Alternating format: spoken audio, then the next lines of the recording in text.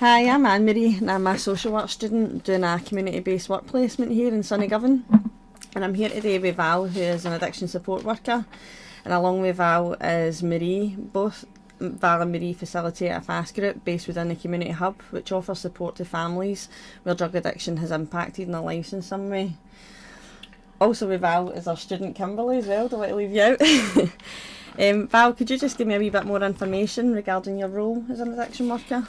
Well, in FASS, what we do is we offer family support for anybody that's been affected with a loved one's drug and alcohol abuse. We also support families who are kinship carers, and we also offer bereavement support to families that have lost somebody through drugs or alcohol. We do also support people who are in early recovery from addiction, because I feel it's important that we treat the family as a whole. Mm-hmm. So we like to see the person that is recovering from their addiction, and we also see the families who have to live with that person's addiction. So to treat the family as a whole, it can help with it can help the person with their recovery. So is it basically just working with the families? It's not specific groups for the people with the addiction? No, it's no just for no.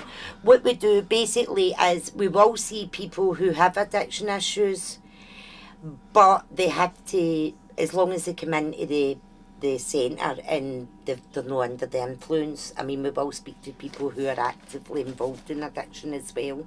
And we have family support groups, kinship support groups and bereavement support groups. So I've spoken to you before. I'm a student doing a social work degree, and one of the things I've got to do is highlight key issues within the community.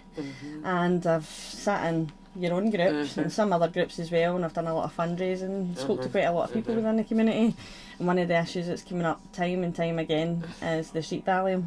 Yeah. So just basically kind of want to know what your opinion is of that and how it's affecting, I know it's affecting the wider Glasgow area, but your take on how it's affecting this community. My opinion of street Valium is it's really a horrendous drug, because the chemicals in street Valium change on a daily basis. Street Valium is usually a drug that is mixed with any other drugs that are on hand. It's usually a Zolam, which is that it's from the Valium family. It's a drug from the Valium family. They're imported from China and they're very, very strong. And these drugs are mixed with all sorts of chemicals. It can be paracetamol, aspirins, antipsychotics. So people don't really realise how dangerous they are when they're taking them. They know they're street Valium, they know they're no real Valium, but they're still taking them. Another thing is, Govan is a place where there's high poverty, high deprivation. These street Valium are getting sold for 50 pence a tablet, maybe 30 pence a tablet. And because of the poverty, a lot of people are taking them. A lot of adults are taking them, older people are taking them, because when you're stressed out, you live in deprivation and poverty, you'll use alcohol and such as a coping mechanism. Yeah, but the way Valium is, it's cheaper. It's cheaper. Yeah. So that's a thing to look at. My main concern is, last year there were 934 deaths in Scotland, which in some cases street Valium was a factor. You know, if you mix it with even methadone, it can lead to death. Do you think it's depending on what they're mixed with, what's actually in them, that how they can actually yes trace it, and this as is a cause? Even the A&E departments in Glasgow, they're overrun with people overdosing on street Valium. So this number of deaths isn't just about that, it's there's a high percentage as well of people having to get treatment in hospital due to the Valium. because the doctors and nurses don't know what's in them, and they've not got the resources to deal with this amount of people that are getting picked up unconscious in streets and anywhere in the city centre, all over Glasgow. So basically they can only wake them up and let them out. So it's pretty frightening, because right now they reckon there's a 43% rise in that 934 figure. 43%, and by the time the drug figures come out, I think it's maybe June they come out, they think that figure might be doubled.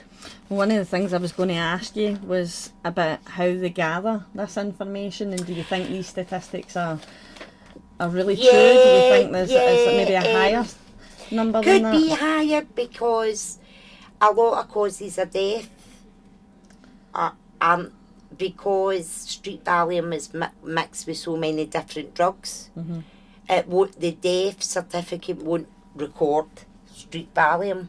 So it will record maybe other causes of death. But if you put it together with street Valium, if the person's took the street Valium with, say, alcohol or with cocaine or with whatever medication, if they're taking it or taking it on their own, whatever's in that, it depends what mix is in it at the time. And as I say, these mixes change daily because it's street Valium. They're made in housing schemes, so they're made with whatever they can find to put in it. They are coloured with food colouring and blue glue. See the stuff you put in your toilet? That's what they colour it.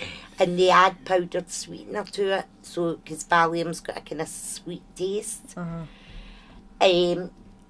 If you're wondering if your children have ever, your young people have ever took them, sometimes you'll see a blue residue or a yellow residue round their mouth, because that's the food colouring, or the blue do dye coming off them. But aye, so it's pretty horrendous. Would you say that it's definitely an epidemic? Yeah. The way I look at it, 1,934 people in Scotland, and that may only be the tip of the iceberg. They do reckon there's another 43% rise on top of that by the time these figures come out, and maybe higher. Do you think there's enough awareness of just how bad the Valium's affecting communities in Glasgow? No, not really. No, I think it's starting to get kind of publicised now. But I've worked in addiction for many years, and I've seen street Valium for the last 2-3 years. Yeah, because and it's only now that people are kind of picking up the mantle and saying what we're going to do with this. As I said, if 934 Scots people, and it was over 300 in Glasgow, had died with a flu virus, it would be treated as a national emergency. But then, as I said earlier, all deaths, they'll not be put down to street Valium, because we don't know what's in street Valium. This is the difficulty, to get a true figure on how many people street Valium are taking. It could be one component in the street Valium mixed with alcohol that's caused toxicity. You know, so we'll never really know the true figure.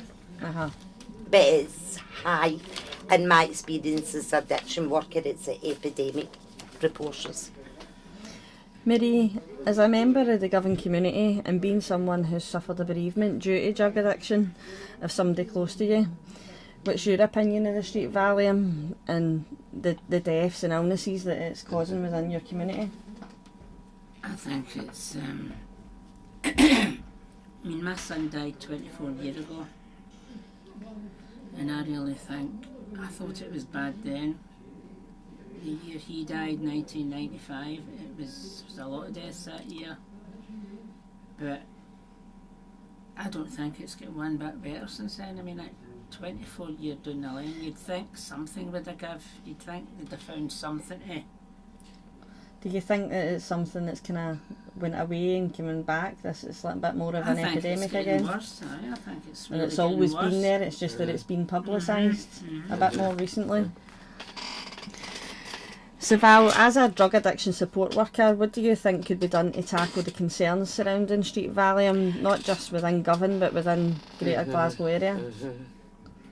Well, the Greater Glasgow NHS, they're trying to develop a recovery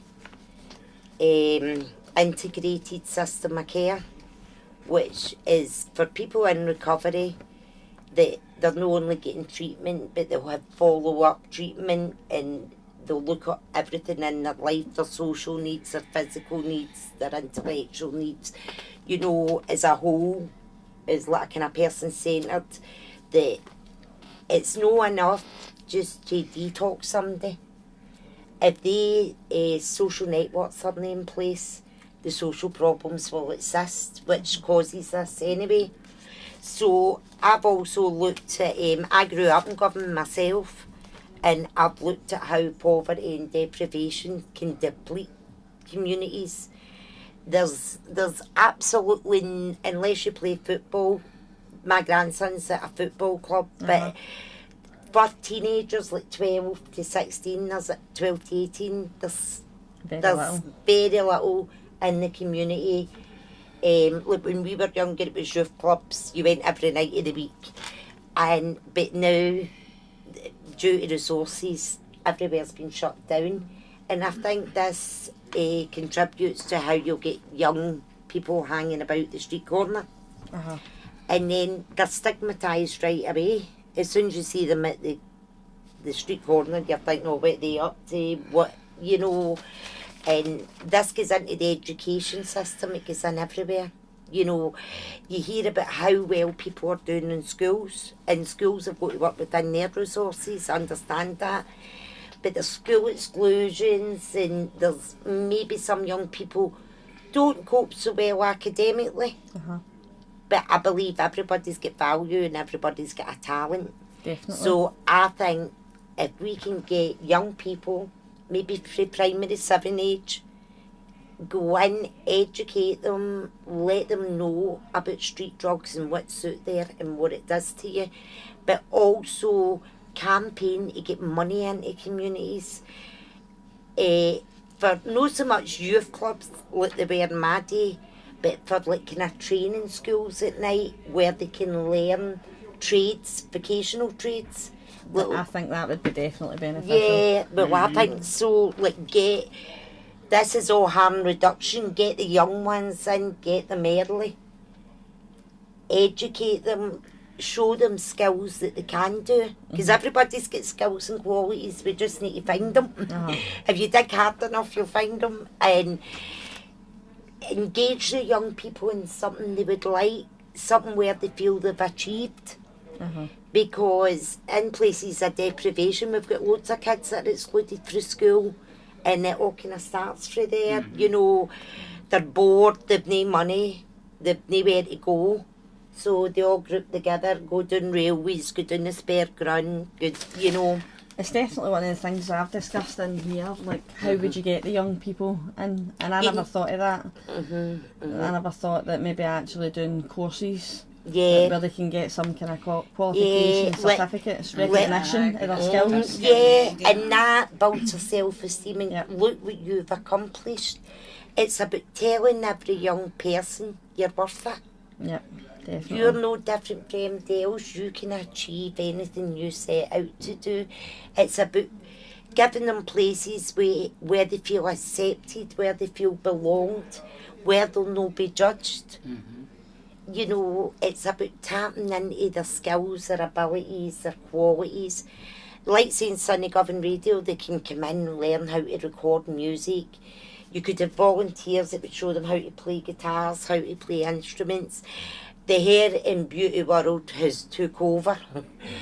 I mean, all the young girls, they want to know how to do their eyes, how to do the makeup, how to do their hair. Boys as well, want to be barbers, whatever. And, you know, you could get volunteers coming in at night showing them how to blow dry their hair. Explain to them how drugs will wreck their looks, because unfortunately we live in a celebrity society and people are judged. Not that I always agree on their looks, but if you show them how to present themselves and explain to them how they would look in 10 years' time if they take drugs, it could go some way. I think that's definitely a good idea. Like, I think being involved in it's nothing to actually do specifically with the drugs. So if they're building in their skills, it's giving them alternatives. There is no alternative to street life. Yeah. Where do you go when you go out? There is football clubs that girls can go to as well, but that even costs money. Not a lot, they are subsidised. There's dance schools which cost the earth. If you're living in deprivation, poverty, you're trying to make ends meet. You can't buy a dance costume, it's going to cost you £200, but if you get 3 wee girls, you know. And there you go, dance. You could have a dance teacher in, just showing them, you know, there's loads out there that as a community we could get together. But I think for about 14 you would be 12, even 12, concentrate, because young people that aren't good academically, they could be fabulous with their hands, they could make anything. Yeah. You know, and it's about achievement. Right, they've not achieved in school, so, oh no, you're out. If you feel disappointment, if you feel like a failure, the only thing you've got is anger to hit back. Yeah. Even if you're angry with yourself, you'll hit back. And that we've got to invest in our young people. And I wish the government would realise it would save money in the long run. Yeah. It would save money in prison sentence. It would save money. It would save lives. Yeah, definitely. Young people getting into trouble, or young people dying with overdoses, or dying through drugs, you know, through being connected with drugs. And we've got to invest in our young people because they are the future. And that's it, I think. Yeah. Could you tell me a wee bit more about FASS then, and like how you got involved in it, Marie? Like, I know it's been. When my son died 24 years ago, one of my mother's friends took me up to FASS, and I spoke to Billy Fox, who was the manager of it then, and Rita McClory, and there was another lady there who'd lost her son in February, and she, me and her started speaking to each other, and we've all started volunteering on a Monday and a Thursday at the reception desk. Then we started a bereavement group. Me and Marlene Johnson started the bereavement group. And then we had another mother came. And then we started the quilt. Yeah, I looked in it. I actually seen that on the website. Well, we started that. Could you just say a wee bit about that, the quilt? It's is it like a kind of is it like a kind of tribute type thing? I know. Yeah. But sadly, it's there's hundreds on it now. I mean, it's really it's. It really hits home when you see the quilt. Yeah, I'd imagine that they're all people's children. That is. And there's messages on it for children, for their mother or their father or whatever. I mean, my son had 3 children when he died, and they're still. And how that impacted on your whole family, Marie. I know. And my daughter, I mean. His sister. He only had one sister. How long has it been since the quilt? The quilt started about. Just, I think it was 1996, I think, or just the end of 95. It was somebody that went to Chicago and they'd seen this. It was for AIDS. Yeah, I seen that. They were doing one for AIDS, and we thought we would do one for our children. And then it's just grew and grew. Which is the sad reality of it. I know. And we have a service every year in St Alphonsus for the children that have died, and we light a candle for them. And the quilt comes with us. So the bereavement group, how long's that been running? Me and Marlene started that in just about the end of 95. Is this the bereavement group that you were speaking about there? So Yeah. it's still the same group that's Yes, been running for all this it's time? original. It was the first bereavement group in Scotland. But we've also got another 3 bereavement groups. We have one on a Wednesday, which is once a fortnight. We have one on a Thursday, which is once a month, and we've got the bereavement leather cafe. I suppose from attending these, that's how you see just how bad Oh, it is. things are within communities. It's terrible. It's just, and you think things are getting, I can't see it getting any better. I really can't see it. I think it's get worse than it ever was. And you just wonder, all the years ago, how has nothing been done to try and... I just feel as well, if when they get into these places to get detoxed, I think they should have a plan for them coming out to go somewhere else. Yeah. And I think that's where the kind of failure is. I mean, they've gone to the detox, say for 3 weeks or whatever, they get out. What are they going to do? They're just going to go and do the same thing, unless they've got something in place to put them in. Yeah, there should be. And obviously you'll see that through your own experience and other people that you go to groups with and stuff like that. There's just nothing for them when they come out of these places. That's if they're lucky enough to get in them. I mean, there's very few. No, they're not getting There's not a lot funded now getting either. because they've only got 12 beds. In the crisis centre at West Street, there's 12 beds in the whole of Glasgow to detox people off street Valium. Say you were taking them in and giving them a prescription Valium detox, which would work to take them off the street Valium, but that's only 3 weeks and there's only 12 beds, and the funding's very few and far between in Glasgow to get somebody That's what I'm in. saying, they've got to get the And funding then first. years ago, they would get in the crisis centre or else go straight to long-term rehab. There were Phoenix, there was Rainbow House. House and Brighton Place. But with all the resource cuts, all the funding cuts, there's no many people getting long-term. For the first time ever, I've heard there's empty beds in rehabilitation units, but I think instead of cutting them, we need more. And I think we need kind of age appropriate ones. You've got your young, maybe 16 to 21, you know, and then you've got maybe 21 to upwards, you know, and then we've got our older generation of drug addicts, and they've got kind of poor physical and mental health as it is. So when they're using these street Valium, one, because it's cheap, then it's really dangerous for them. Do you know what I mean? For the people that illnesses. There's been, and there's a big explosion of cocaine that not a lot of people's talking about either, because there's no really the stigma attached to cocaine. Heroin, there were a big stigma. Oh, look at him, he's going to rob you. Look at the state of him, all grey hoodie, black hoodie. Where cocaine is so socially acceptable that, you know, but I think we will see repercussions of that shortly. Shortly. It's a big hidden, they can't. No. We've got people coming to us now. And to see from more affluent areas, like maybe Giffnock, maybe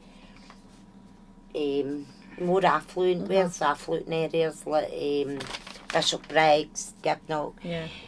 Many families that have never experienced drug addiction, poverty, deprivation, never really had any problems that way, and then they suddenly find out their 22-year-old daughter owes £4,000 with cocaine. To me, that's a kind of hidden. And that is because it's so socially acceptable. There's no stigma attached to it. It's proper. I use proper. You don't use council. I mean, that's the names given to them. And my fear is 13, 14-year-olds grow up to think that's just normal. It's just as normal as in the olden days when we had a cigarette and a drink. Now you have a drink and you have cocaine. But because cocaine keeps you alert and awake, you find that some people are using the street Valium to try and get asleep, and that is so dangerous. But back to the street Valium, because we don't know what's in it, nobody knows what's in it, except the people making it that day, and they probably don't know what's in it. So it's very, very difficult. But what I would say is we are at epidemic proportions with it. If like 500 people in Glasgow died with the flu, we would have roadblocks, we would have disinfecting stations, we would, schools would be shut. A lot more. It would be an environmental problem, and we're seeing this as like a national emergency, really. But I think for younger generation, I think get into the schools early. They need to put the resources into young people. There needs to be community clubs developed. We need to prepare kids that are not attaining an education for the workplace or for college. I mean, a lot of kids that get flung out of school exclusions.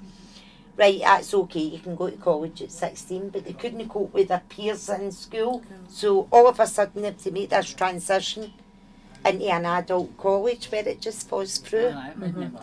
It just falls through. So if there was more community training schemes? They all get ready for work, but do it at night when they're younger. One, it keeps them off the street, keeps them away from the drugs. And it's about showing somebody how special they are, what talents they've got, valuing them. And if they've got achievement, and it gives them a place to go. People like to belong. They like to belong somewhere. And if they do manage to get achievements, which I'm sure we would find a lot of stars, stars that are very talented in one way or another. And their mummies maybe not, they might be a fantastic dancer, but their mummies not get the money to put them there. They might be fantastic at art, they might be fantastic at makeup, but they've not got the resources. The parents haven't got the resources. And if they do achieve, then they can say, look, I've got this, I'm special, I'm good, I'm valuable.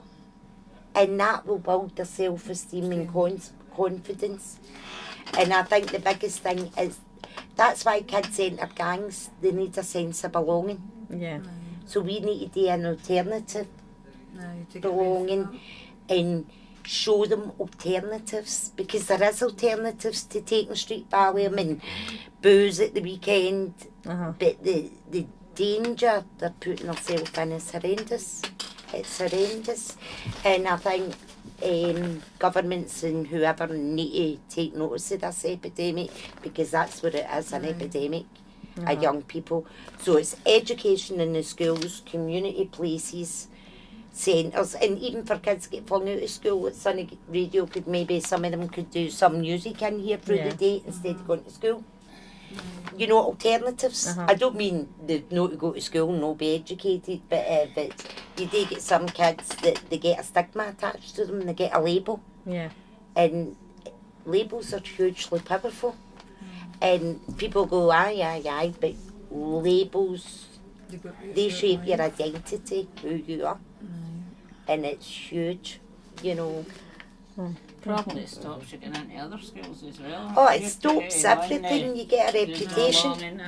You get this label, troublemaker, disruptive. And the person that suffers the child because they don't get an education. And they're left. When children are left to their own devices, we need adult supervision.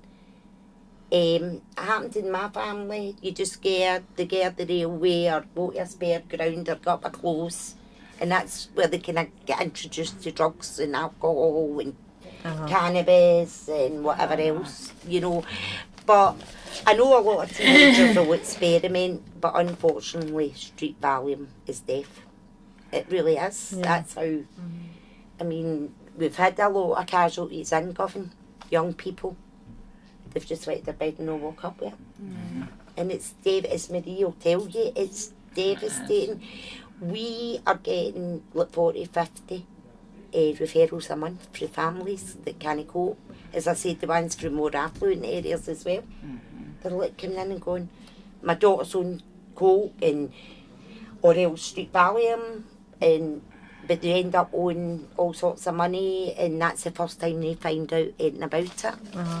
And it's to catch them earlier than that, and it's all down to education and resources. How do you think we go about trying to facilitate training schemes?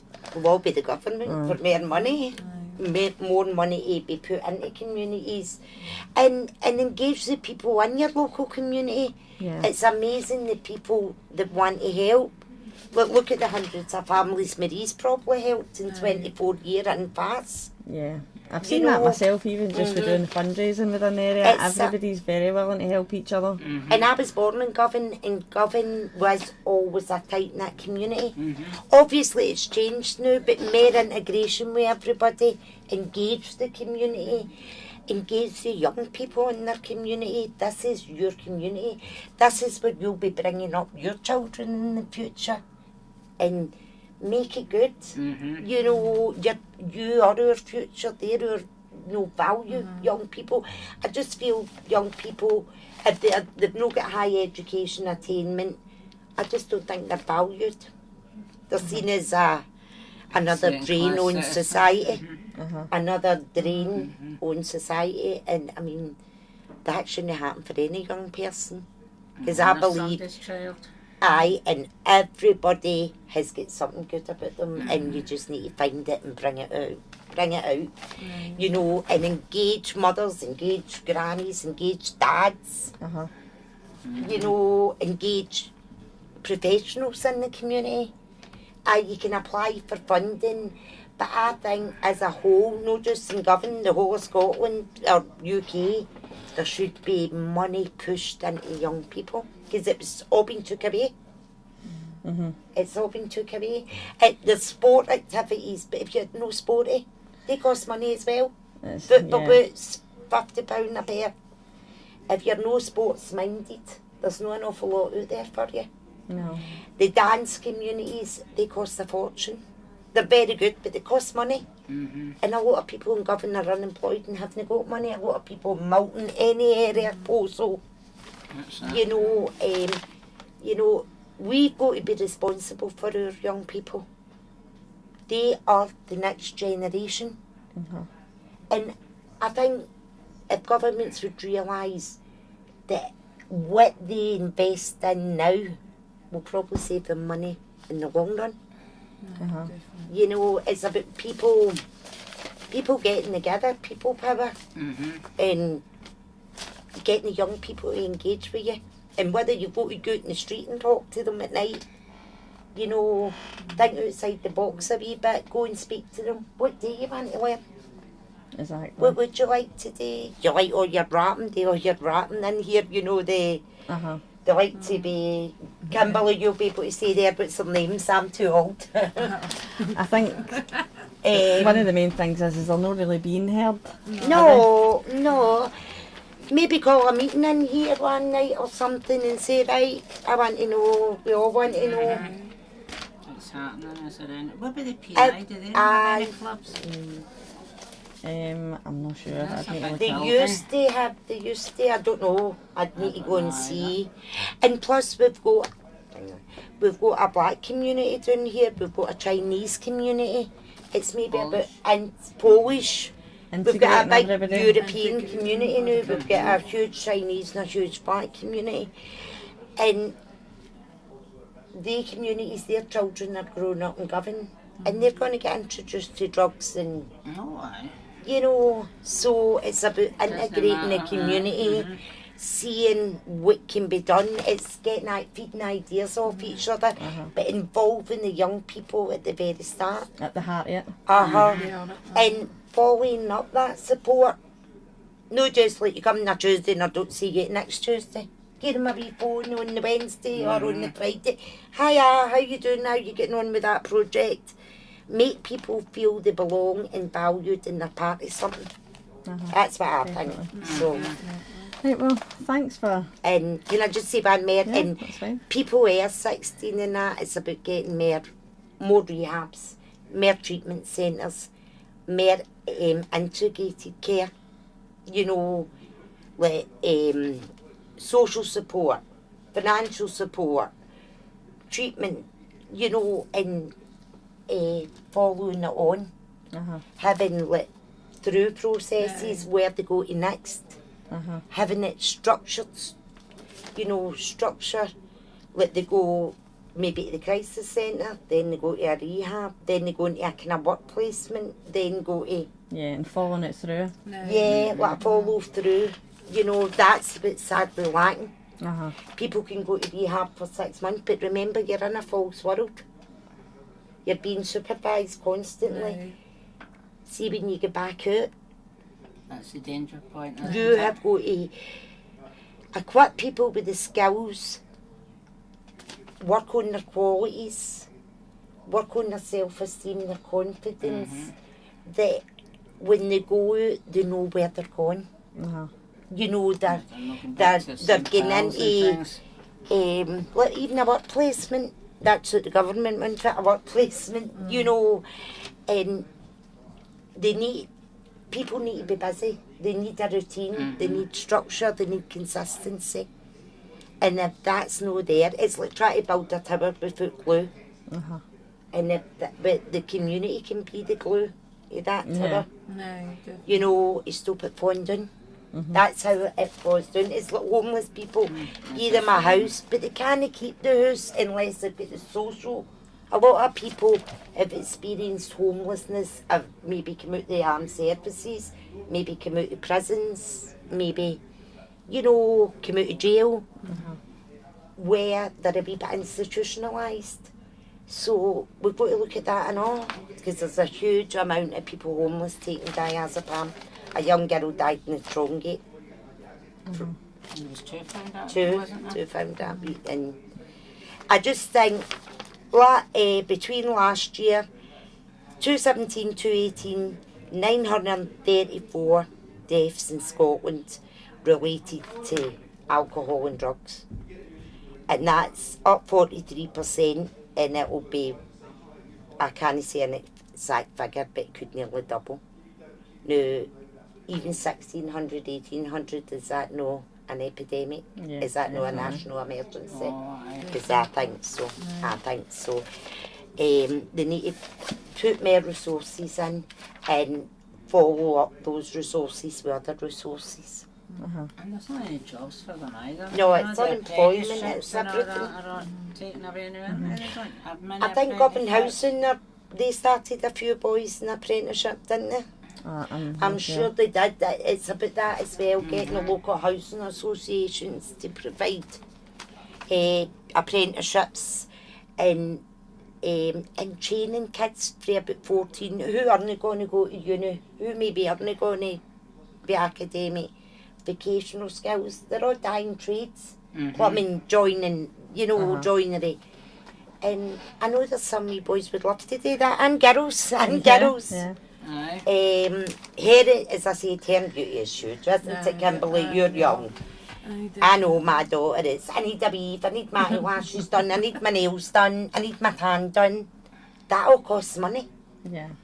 Where if you could have young ones in your community, get volunteers in, or even workers, whatever, show them how to maintain themselves, you know, show them, and then it's give them a wee course about what it's like in college. Because we live in a society, we need qualifications to get a job. Definitely. So if you're flung out of school and you've not got any, the best way for them to stay in college is train them in what's going to be in college. Like short training courses. Then they've achieved as well. And then you develop that trust with them and they start to feel good about themselves. It's really Aye.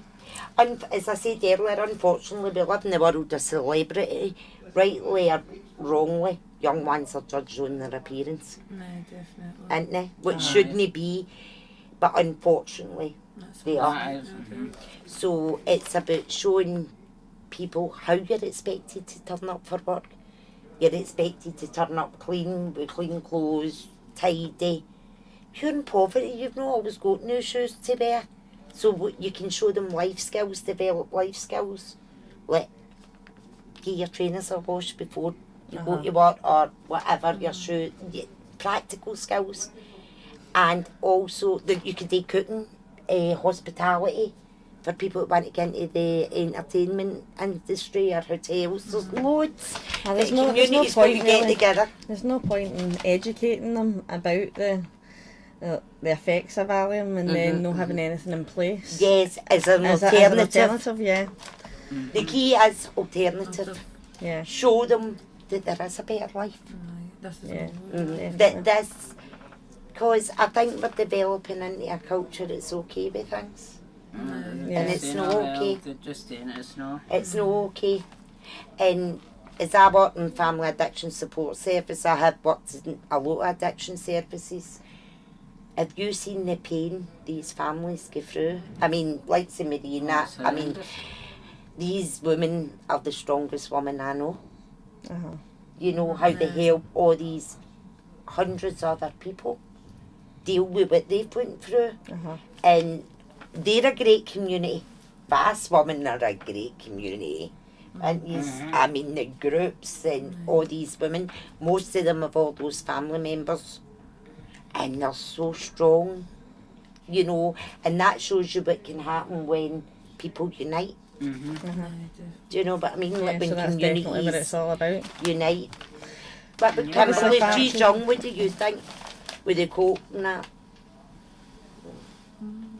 I think it's more like getting into the schools. I think that's, I definitely agree with getting into the schools, even as much as even primary 7, because then they know that obviously when they Well, get to when they sec- get into and secondary, then when then they they get to know. secondary, then they know right for wrong. Let's put that. I mean, when I was younger, I didn't even ever hear of coca, Valium. We were too busy playing rounders and going away, trips here, there, everywhere. But in this day and age, it's rife, especially being at college myself. So I'm learning a hell of a lot about it in social services. But I think, like, And when you go out socially, aye, how is it? Everywhere. aye, everywhere. You look at one corner, it's there, to another corner. If you get in the toilet and the dancing, Aye, you've got it. and your clubs, I'm calling it the old-fashioned word, dancing with your clubs or whatever you call them. It's everywhere. It's like the norm, like, you know. It's just that's. And that's the danger, aye, it's and the that's norm. danger, because everybody just thinks that's what is expected to them. It's the norm, and that's scary Aye. stuff. Right? So I've got a wee 8-year-old grandson that I don't want to My son have is to go 9. through all I that think one again. of the problems is that some people feel it's too young to be speaking to their kids about things like Well, that. that's but what we're saying, primary 7 is enough. Because 7's going straight right in, and Because- they should know. They're going to get a culture shock when they get into secondary school, Uh-huh. because Aye. it's all spoke about. Mhm. So I think primary 7, maybe before that, is a bit too young to really take it in, but I think it should be mentioned. But maybe not an intense, where primary 7, it should go a bit deeper. No, I think To definitely- prepare them for secondary, would you because think, even- Kimberly? Aye, because if you think you're in primary 7, they're giving you sex education younger. So that means be safe. So I think that drugs and alcohol should be spoken Aye, about that's a very good as point. well, because like people can have like sex, but I think like drugs You're going to and have alcohol, more of your aye, own you're gonna have alcohol more and because drugs. they all interclaim each other, sex, drugs and alcohol. Do you know what I mean? No, So- they do. I just think that it should People all can't be keep themselves like them. safe if they're drunk or under the influence of drugs. Aye. It's harder to keep themselves safe. You've no got your wits about you, you know, youngins. How many young boys have woke up? I'm saying young boys because it's usually young boys woke up in a police station and they've stabbed a pal to death or something, you know, and they don't even remember. And it's due to drugs and alcohol.